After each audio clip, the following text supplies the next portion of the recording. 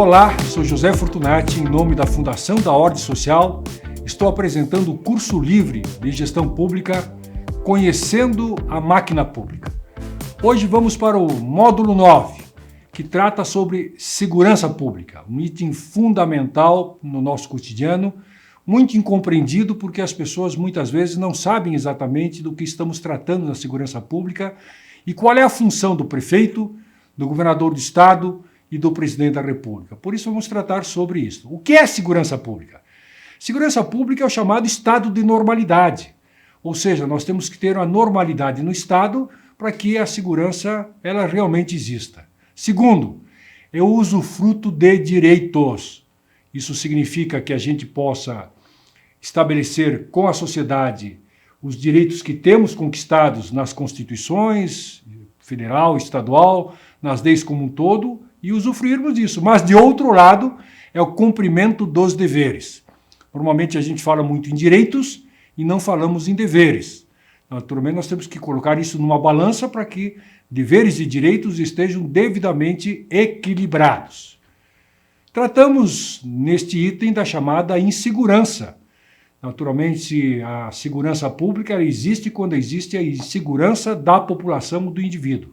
O que são? O que é insegurança? É a violação dos direitos básicos, que está lá no artigo 144 da Constituição Federal.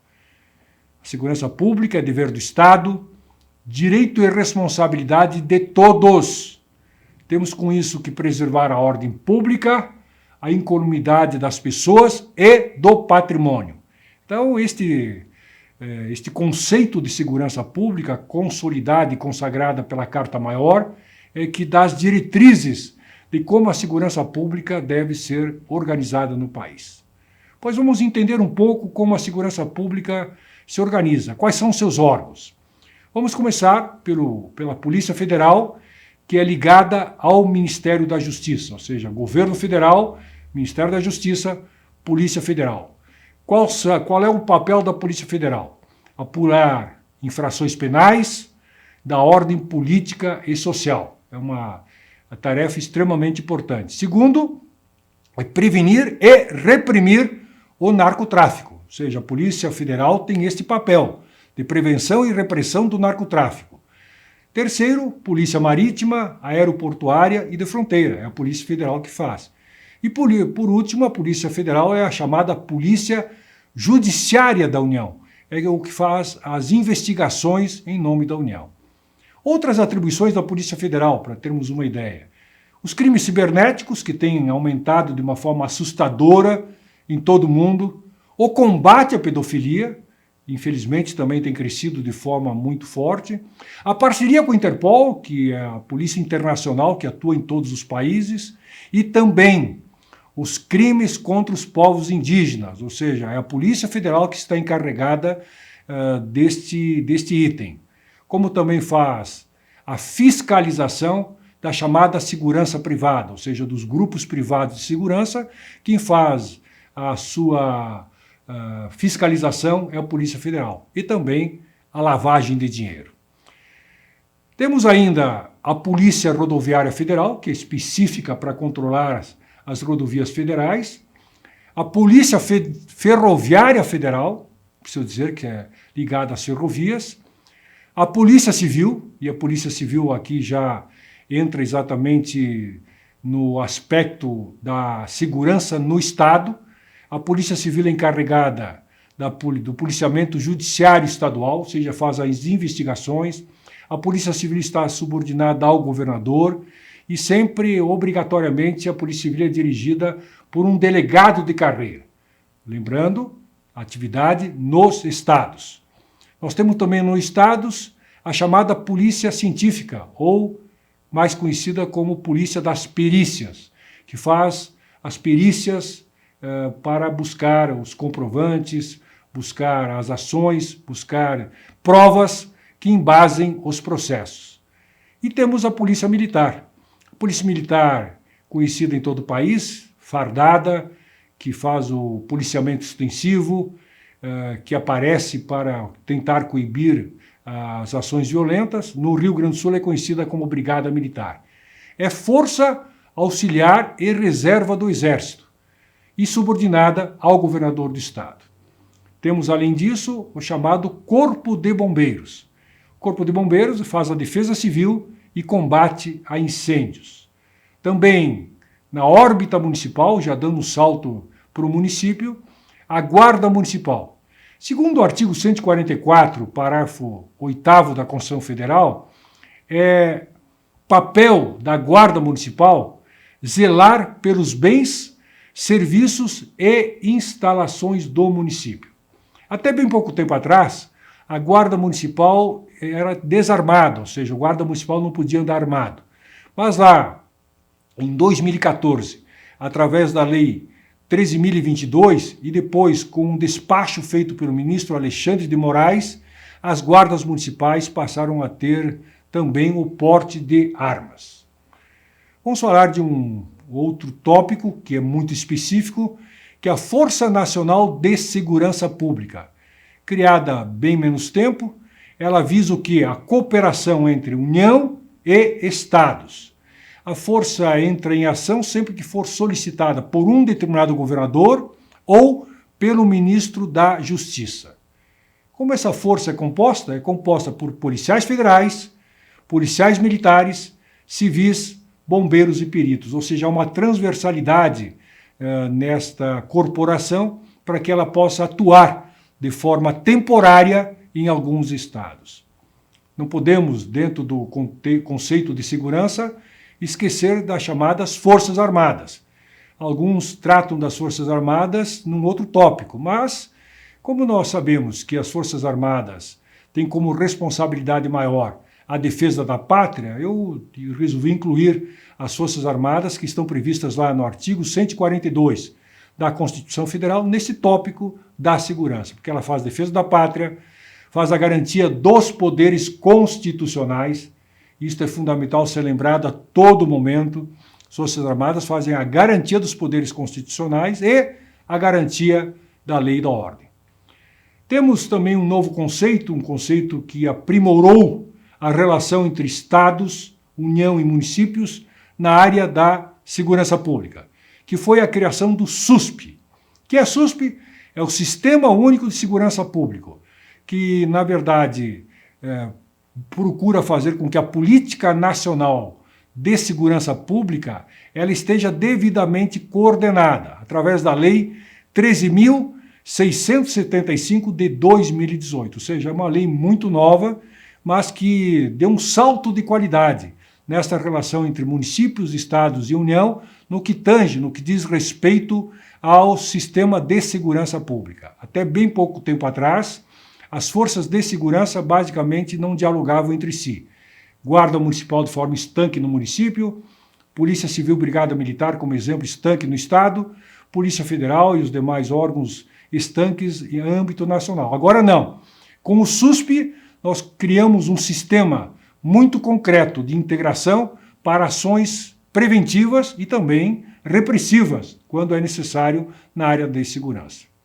Mas falar de segurança pública obrigatoriamente leva para um ponto que é um ponto nevrálgico, que infelizmente no país, no Brasil, tem sido uma verdadeira dor de cabeça para quem pensa a segurança pública. É o chamado sistema penitenciário. Para que serve o sistema penitenciário? Bom, em qualquer código penal mundial, em qualquer código de processo penal, o sistema penitenciário ele é visto sempre como uma forma de que o indivíduo que cometeu um ilícito, um crime, ele cumpra uma pena, tenha uma punição adequada e, consequentemente, ele possa ser ressocializado. Este é o pressuposto do sistema penitenciário, do sistema carcerário. Mas a gente percebe que, infelizmente, não é bem isso. Por quê? Vamos pegar dados concretos do Brasil. Segundo os dados do Ministério da Justiça, nós temos hoje no Brasil 840 mil presos. 840 mil presos. Mas, pasmem, se nós olharmos 840 mil presos, nós temos apenas 400 mil vagas. Sendo que o grande problema não são nas pequenas cadeias ou penitenciárias. O grande problema são nas grandes penitenciárias, onde aí sim Não há simplesmente 2 por 1, 3, 4 detentos por vaga, o que cria um enorme problema para o sistema carcerário. Vou dar um exemplo para a gente poder comparar com outros países do mundo. Enquanto no Brasil nós temos em torno de 800 mil prisioneiros, nos Estados Unidos nós temos 2 milhões 145 mil presos, esses dados são do ano passado. Na China, a gente sabe que infelizmente os dados da China não são muito confiáveis, porque não há tanta transparência, mas segundo os dados coletados, a China tem 1 milhão 650 mil presos. A Rússia tem 646 mil presos. A Índia, que é um país enorme, enfim, com uma população enorme, tem 419 mil presos. O que é importante notar, especialmente aqui no Brasil, com essa superlotação das nossas penitenciárias, especialmente nos grandes centros, as nossas penitenciárias acabam se tornando uma verdadeira escola do crime. Por quê? Porque, a grosso modo, o poder público acabou perdendo o controle das penitenciárias. E quem acaba assumindo o controle dessas penitenciárias, normalmente, tem exceções, são as facções. Então, o preso, quando ingressa numa penitenciária, ele tem que optar por uma facção. Ele obrigatoriamente acaba optando por uma facção para ser protegido internamente. É lamentável, lastimável, mas, infelizmente, é isso que nós temos no Brasil. Quais são as soluções para o sistema penitenciário? Para o sistema da segurança pública, para o sistema como um todo? Bom, eu fui buscar, obviamente, quem discute, compreende, quem reflete sobre o assunto, que é o Fórum Brasileiro de Segurança Pública. O Fórum Brasileiro de Segurança Pública afirma que para que o Brasil tenha uma segurança pública adequada, nacional, estadual e municipal, em primeiro lugar, é necessário fortalecer o Ministério de Justiça e Segurança de forma muito clara. De que forma? Primeiro, implementando o SUSP, o Sistema Único de Segurança Pública, colocando ele com mais força, com maior recursos. Junto com isso, redefinir o orçamento, porque há uma comprovação de que o orçamento federal voltado para a segurança pública, ele é muito pequeno. Segundo, criar o Conselho Nacional de Inteligência, para que se possa monitorar de forma muito mais ágil, com as novas tecnologias, toda a violência que acontece, todos os crimes, todos os malfeitos do país. Terceiro, naturalmente, aprimorar o policiamento ostensivo. O que a gente percebe é que em muitos estados, pela crise econômica que afeta os cofres estaduais, o policiamento ostensivo acaba sendo muito menor do que o desejado. O número de policiais, militares, os PMs nas ruas, ele acaba sendo muito menor do que as necessidades que especialmente os grandes centros urbanos possuem. Um quarto pressuposto é a promoção e valorização do policial. Ou seja, o policial como profissional tem que se sentir valorizado para com isso poder realmente vestir a camiseta e cumprir de uma forma muito mais forte a sua missão. E finalmente não podemos esquecer a modernização do sistema prisional e ampliação das vagas. Por quê? Porque sem isto, as nossas grandes penitenciárias continuarão sendo verdadeiras escolas do crime. Uma outra questão é atuar nas causas da violência. E aí, quando falamos atuar nas causas da violência, nós temos que olhar não somente depois do crime ocorrido, do ilícito ocorrido, mas buscarmos a prevenção para que isto não aconteça. Ponto nodal. Primeiro, prevenção da violência contra as crianças. Infelizmente, a pandemia demonstrou que a agressão contra as crianças, especialmente nos lares, crianças e mulheres, é importante que se diga, cresceu de uma forma assustadora. Então, esta proteção ela tem que ser buscada cada vez com maior força. Para quê? Para que a criança não seja violentada, não seja agredida, não fique para o resto da sua vida com um trauma que certamente não vai superar. Uma outra questão é o programa para egressos do sistema penitenciário. Aliás, este é um belo desafio porque alguém que é preso paga a sua pena, fica o tempo que a lei impõe nas penitenciárias, quando volta naturalmente para a sociedade, acaba não sendo acolhido. e, obviamente, não sendo acolhido, ele se desespera e volta a cometer crime. Então, é um tema fundamental. Prevenção da violência contra as mulheres, que já falei, crianças e mulheres, aumentou muito isto, não somente nos lares, mas fora dos lares. Esta prevenção é fundamental. Um outro item básico necessário é o programa de prevenção das drogas.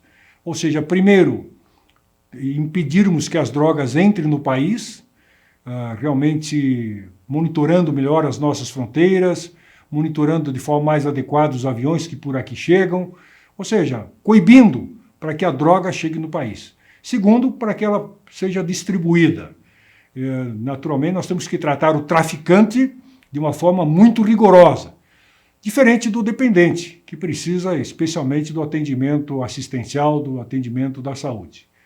Temos que regular o controle do uso de armas. No momento que se discute o uso de armas no país, mais importante do que nada é regularmos a entrada de armas clandestinas no Brasil. O que a gente vê muitas vezes são facções armadas com armas que a própria polícia não tem. São armas mais modernas, muito mais eficazes do ponto de vista da letalidade, que a própria polícia militar, polícia civil não tem. Por que isso acontece? Porque são contrabandeadas. Entram no Brasil de forma clandestina. Isso significa combatermos também todo tipo de arma de fogo. Para quê? Para que, ao fim e ao cabo, elas não causem aquilo que nós mais tememos, que é retirar a vida das pessoas. É isso aí, pessoal. Com isso, tentei dar uma rápida noção de como o sistema de segurança pública se organiza no país, como ele existe e qual a sua finalidade. Com isso, encerramos o módulo 9. Aguardo vocês para o próximo módulo, que é o último do nosso curso. Até mais!